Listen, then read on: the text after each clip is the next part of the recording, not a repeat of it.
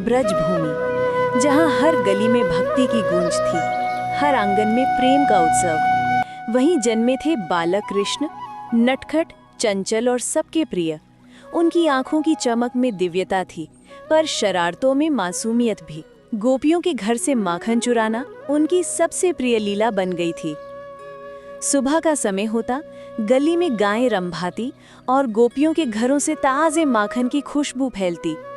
कृष्ण अपने ग्वाल मित्रों के साथ योजना बनाते कि आज किस घर से माखन चुराना है। सबकी निगाहें राधा और अन्य गोपियों के घरों पर रहती, जहां मटकी में भरकर ताज़ा माखन रखा होता। गोपियां सावधान रहती, वे मटकी को ऊंचाई पर रखती, ढक्कन कसकर बंद करती। पर ये नटखट कान्हा के लिए कोई मुश्किल नहीं थी। कभी दोस्तों की पीठ पर चढ़कर, कभी रस्सी पकड़कर, तो कभी सीधे दीवार पर चढ़कर वे मटकी तक पहुंच ही जाते।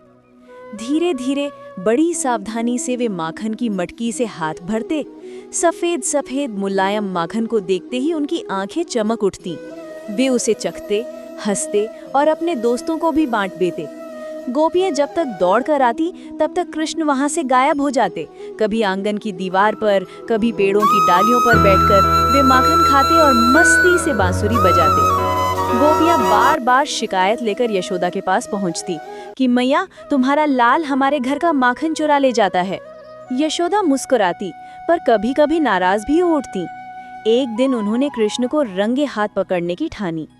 यशोदा ने माखन की मटकी ऊंचाई पर रख दी और छिपकर देखने लगी। कृष्ण आए, चुपचाप इधर उधर देखा, फिर दोस्तों की मदद से मटकी तक पहुंचे। जैसे ही उन्होंने हाथ डाला, यशोदा आकर उन्हें पकड़ लेती हैं। उस पल कृष्ण की आंखों में शरारत भी थी और मासूमियत भी। वे मुस्कुराते हुए अपनी माँ की ओर देखते।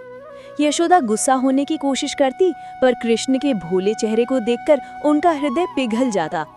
माखन चोरी के पीछे केवल शरारत नहीं, बल्कि प्रेम और आनंद बांटने की चाह थी। कृष्ण जानते थे कि जब वे चोरी करते हैं तो पूरे गांव में हंसी और उल्लास फैल जाता है। गोपियां भी अंततः नाराज नहीं रह पाती। वे जानती थीं कि ये चोरी नहीं, ये तो भगवान की लीला है। जिस माखन को वे घर में सुरक्षित रखती थी, उसे पाकर कृष्ण उनके जीवन में भक्ति और आनंद का स्वाद घोल देते। माखन चोरी केवल एक खेल नहीं था, ये कृष्ण की वो लीला थी जिसने ब्रजवासियों को प्रेम, भक्ति और उल्लास से भर दिया। हर शरारत के पीछे छिपा था एक संदेश, प्यार बांटने से बड़ा कोई धन नहीं। यही बाल कृष्ण की अमर लीला थी, जो आज भी हमारे हृदयों में मुस्कान जगाती है।